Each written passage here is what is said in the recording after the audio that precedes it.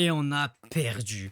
Bon l'équipe, on est parti pour le débrief de France-Côte d'Ivoire avec la victoire 2-1 de la Côte d'Ivoire, une victoire bien méritée. On va en revenir avant que je commence, si vous ne l'avez pas encore fait, merci à ceux qui prendront le temps pour s'abonner, like, etc. pour le référencement, merci à ceux qui le feront, ça soutient la chaîne. Victoire 2-1, la Côte d'Ivoire avec un but de Galadou et un but de Hamad pour finir. Et de côté un but de Ryan Cherki qui aurait été incroyable mais qui n'aura pas suffi, on va en parler. Et j'ai les nerfs sur certains points, je pense que certains me rejoindront sur ça, mais j'ai des inquiétudes pour la Coupe du Monde que certains, je pense, partageront. On va déjà commencer. Dans l'ordre, le débrief sera assez long, je préfère prévenir d'avance. Il sera dans les alentours de 20-30 minutes.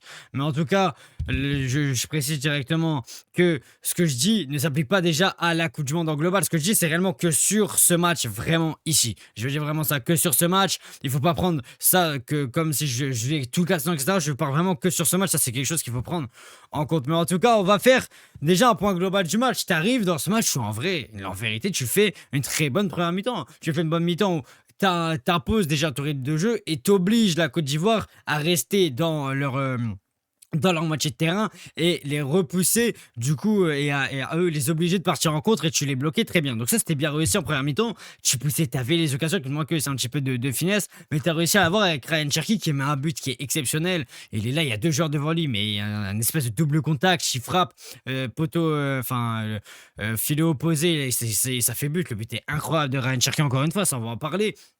Donc j'ai fait de ma première mi-temps, on se dit, en vrai, t'es solide défensivement, t'arrives aussi à être bon en attaque, mais le terrain c'était un petit peu compliqué, mais tu te dis, en vrai, à voir avec les changements, et arrive la deuxième période. Arrive la deuxième période où il y a quelques changements, il y a déjà 4 changements d'affilée, il y a Lucas Digne, Lacroix, Kanté, Mateta, Akliouche qui rentrent, 5 pardon. Il y en a 5 qui rentrent, et à partir de là, le déséquilibre, il est complet parce que t'as plus un repère sur le terrain, et je me pose une question, est-ce que tu vas voir ça à la Coupe du Monde? Parce que je me dis, c'est qu'un match amical, c'est la Côte d'Ivoire qui est un très très bon pays africain, attention, c'est une très très belle nation qu'il faut pas du tout sous-estimer, c'est 34e classement FIFA, même s'il n'en est premier, mais c'est quand même 34e, c'est pas rien. Je suis désolé, mais il faut dire les termes.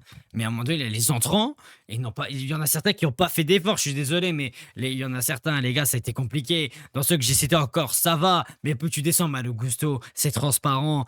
Il y en a certains, Warren, je l'aime bien, mais Warren, l'entrée, les gars, c'est pas bon. Bradley Barcola, bon, je parle même pas, on l'a même pas vu, mais il y en a certains, c'était pas bon. Gino aussi, les centres, c'était compliqué. Mais il y a eu des.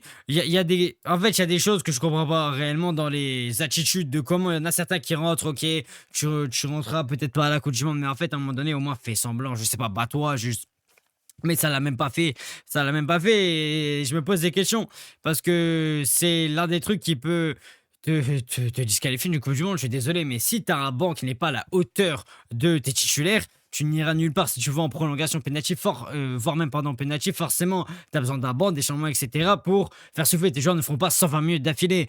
Enfin, en tout cas, pour certains. Et donc, à un moment donné, si tu n'as pas un banc qui est au moins à la limite correct sur tous les. Un joueur par poste qui est correct, bah déjà, tu es dans la merde. Déjà, tu es dans la merde. Et je commence à me poser des questions parce que je suis désolé, mais. À part certains joueurs, Akliouche qui fait une bonne entrée, Kanté aussi qui était pas mal, Mateta, Lacroix qui eux ont vraiment donné. À part ça, il y a qui les gars à retenir? À part ça, il y a qui à retenir en vrai qui est rentré? À part ça, je sais pas qui à retenir et je vous pose la question sérieusement. Je pose la question sérieusement, était venu face à une très belle équipe de la Côte d'Ivoire, hein, ceux qui sont sous-estiment, je suis désolé, mais si je vous dis les noms, certains seraient peut-être hallucinés par les noms, mais il y a quand même des Gueladoué, des Diomandé, hein. Diomandé dans cette équipe, il y a Adjingra, Wai, Seko Fofana, t'as des grands noms dans cette équipe et t'as des joueurs qui sont en forme de fou. T'as des Amad Diallo, t'as des joueurs de zinzin dans cette équipe, t'as des très très bons joueurs qu'il faut pas du tout pardon sous-estimer.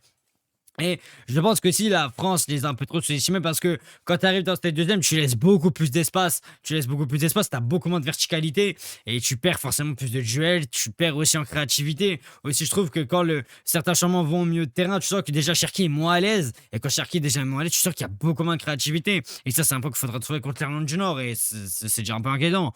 Mais ça, on va en revenir. Mais il y a certaines choses où en vrai, on peut se poser des questions. Il y a certaines choses où on peut se poser des questions, c'est légitime. C'est légitime, là, on peut se poser des questions, c'est clairement légitime.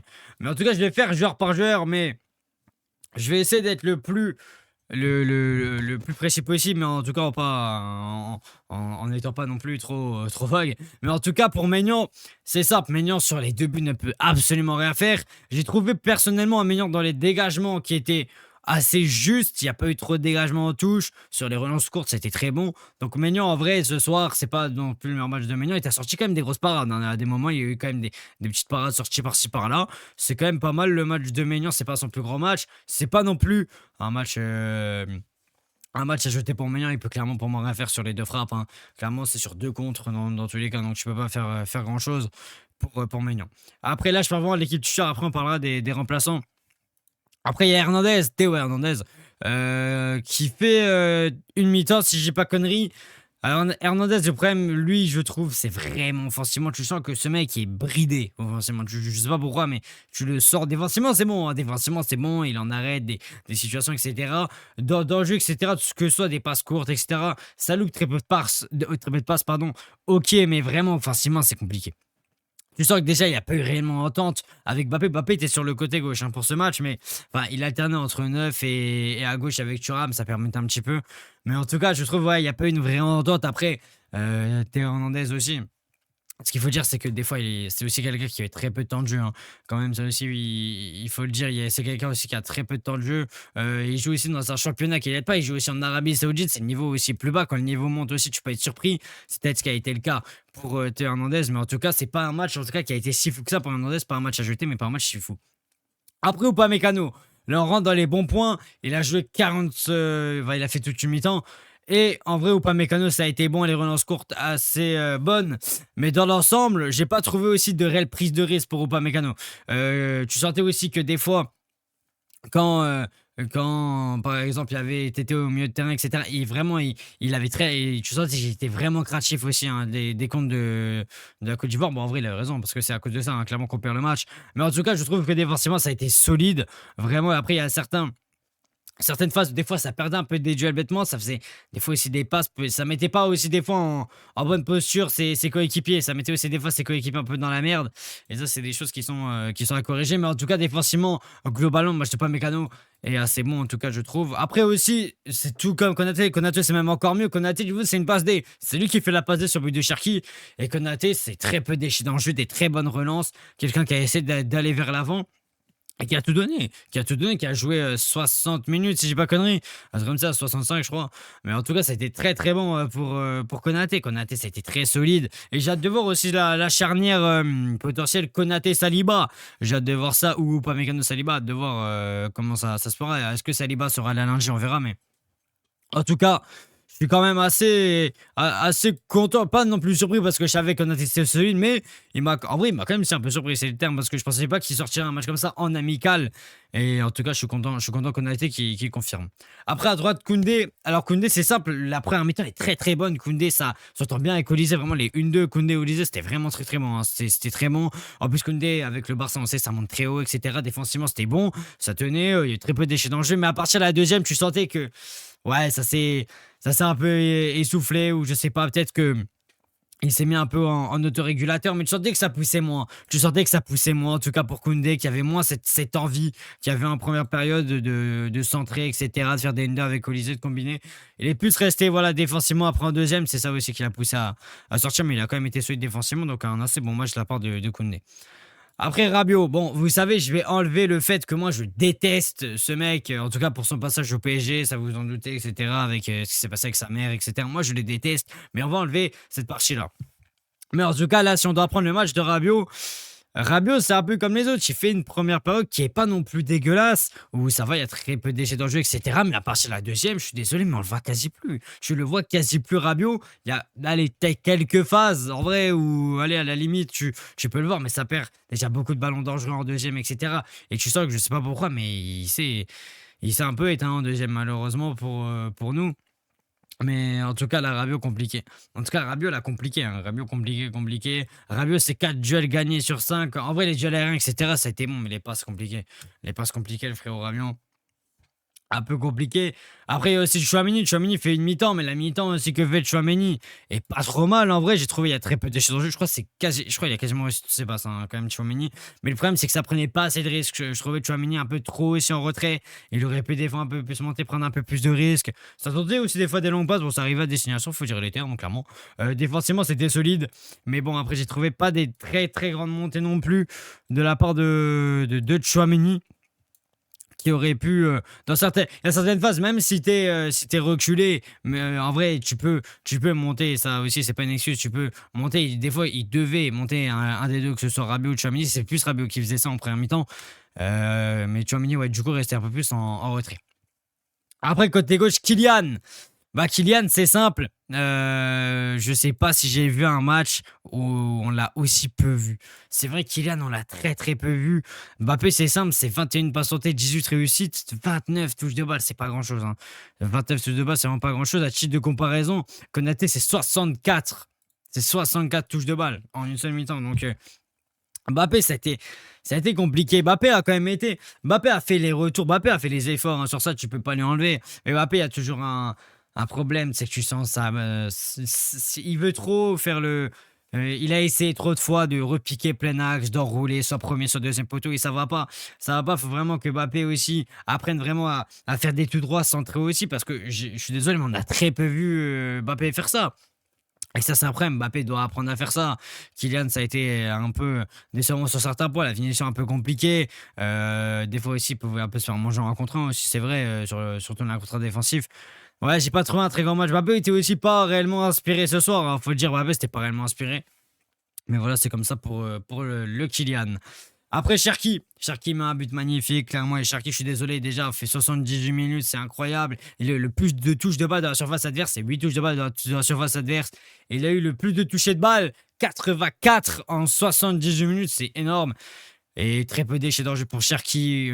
Et ce mec est incroyable, faut pas banaliser, hein, ce que fait Ryan Cherki à seulement 22 ans. Et dites-vous qu'il a encore une marge de progression, c'est fou.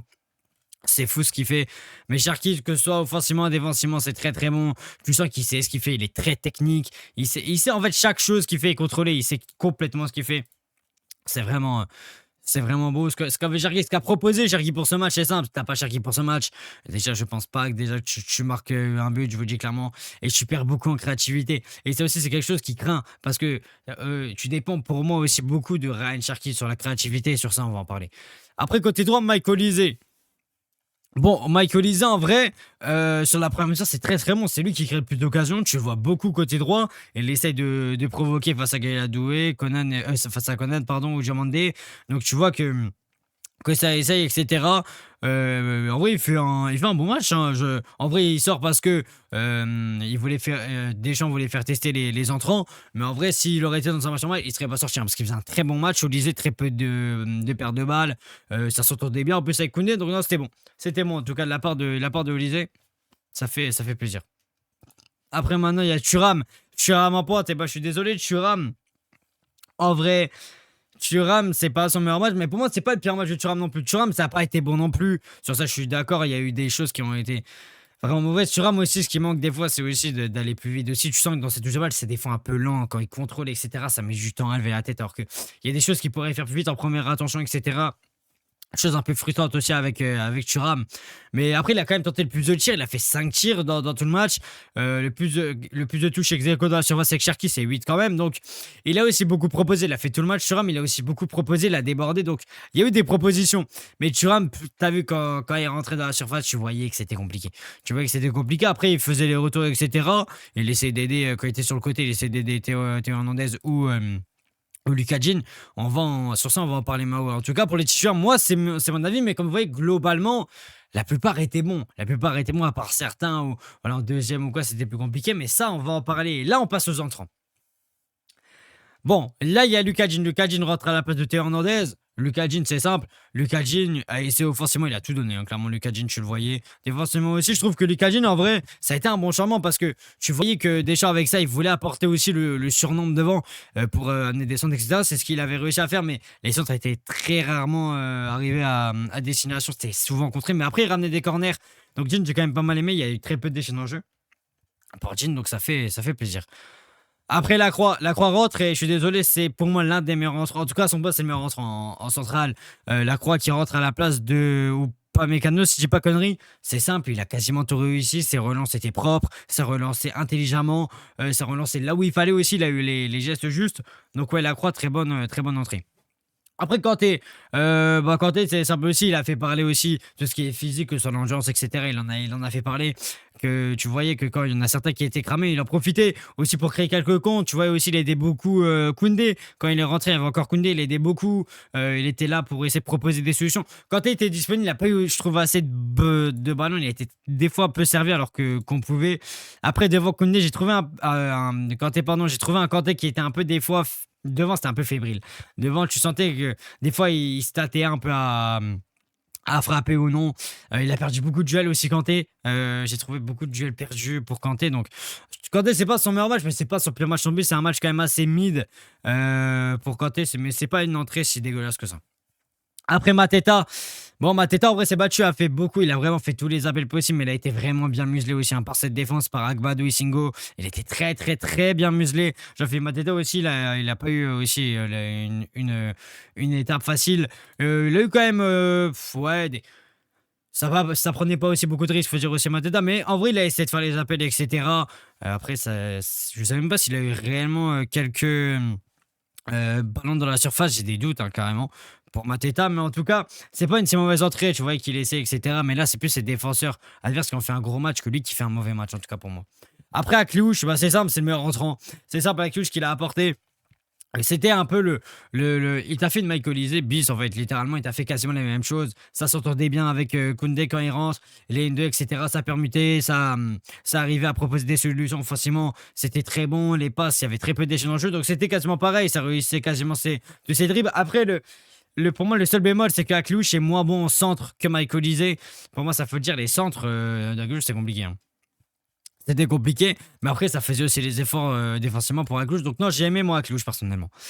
Après, Lucas Hernandez. Alors, Hernandez rentre en centrale à la place de Konaté. Et là, il rentre lui à la 66e par contre. Hernandez, j'ai trouvé un match quand même assez compliqué. C'est lui qui, quand même, est entre guillemets fautif. C'est lui qui, sur le contre, n'arrive pas à rattraper quand même Galadoué. Après, Galadoué va assez vite quand même, mais voilà. Mais après, je trouve que défensivement, en fait, le problème, c'est qu'on l'a peu vu et c'est là, il a été aussi mis un peu dans le mal. C'était vers la fin où aussi la Côte d'Ivoire attaquait beaucoup, il a été aussi un peu mis dans le mal, ça faut le dire. Mais en tout cas, non, si c'est vraiment, en tout cas sur les passes, etc., ça a été assez bon, très peu de déchets, mais j'ai trouvé un peu fébrile défensivement. Moi, je préfère Lucas Hernandez perso défenseur gauche, comme on voit au PSG quand il remplace Nuno Mendes. Je trouve qu'il est plus à l'aise là. Après, c'est mon avis, mais pour moi, Lucas Hernandez, c'est peut-être plus son poste que défenseur central, pour moi. Et après, on va parler d'un mec. Mais Malo Gusto. Mais l'entrée de Malo Gusto, mais elle est terrifiante comment elle est nulle. L'entrée, elle est horrible parce que Malo Gusto, à part 11 passes hors trait, je sais pas ce qu'il a voulu faire, Malo Gusto. Je sais pas. Je sais pas c'était quoi le projet de Malo Gusto. Malo Gusto, offensivement, c'est transparent. Tu ne l'as pas vu une fois. Ça a tenté que soit des longues passes ou ça gagnait aucun duel. Non, Malo Gusto, l'entrée est pas bonne. Malo Gusto, je suis désolé, l'entrée est vraiment pas bonne. Et je suis déçu d'un mec comme Malo Gusto qui, je me dis, ça vient de Chelsea, ils sont quand même champions du monde des clubs. C'est pas un, désolé, ils ont battu le Paris Saint-Germain, mon club. Donc, quand même, pour une équipe qui a fait ça, Chelsea, quand même, descendu bien bas. Et on le remarque quand même avec des joueurs comme ça. Gusto, ça a été vraiment compliqué. Après, Koné, en vrai, c'est simple, Manu Koné, ça a été un entre-deux. Il y a eu des phases un peu mieux où il arrivait à trouver des combinaisons et des phases où on le voyait pas trop. Ça a été un peu, ouais, un entre-deux. Un entre-deux un peu pour Koné. Un entre-deux un peu pour Koné. Les duels aussi, bon, ouais, il en gagnait un sur deux, quoi. C'est un peu compliqué pour Koné. Mais ouais, sinon, pour moi, c'est ça. Après, en vrai, je vais pas parler des entrées. On peut parler un peu d'entrée de Warren, mais Warren, on l'a très peu vu. Warren a eu très peu de déchets dans le jeu, il a réussi quasiment tous ses passes d'ailleurs, mais le problème de Warren, c'est qu'il n'a pas été aussi mis. Il s'est pas mis aussi réellement à disposition comme on pouvait le voir à Paris. Il était un peu plus timide, moi je trouvais aussi dans son entrée Warren. Mais après, Barcola, on l'a quasiment pas vu, donc Bradley, on peut pas réellement juger. Mais bon, voilà, j'ai fait joueur par joueur, je vous ai exprimé. Pour moi, en vrai, ce qu'il faudra voir, c'est comment la profondeur de boxe, etc., va réagir, les attitudes, pour moi, de certains, les Malo Gusto, etc., ça aura été un peu compliqué. Mais voilà. Mais voilà, n'hésitez pas à me dire si vous êtes d'accord avec moi. Si pour vous changer d'autres choses, faut en laisser. Vous avez des certitudes, incertitudes, n'hésitez pas à me dire en commentaire. Merci à ceux qui ont liké, etc., comme ce que j'ai dit au début du débrief. Et moi, l'équipe.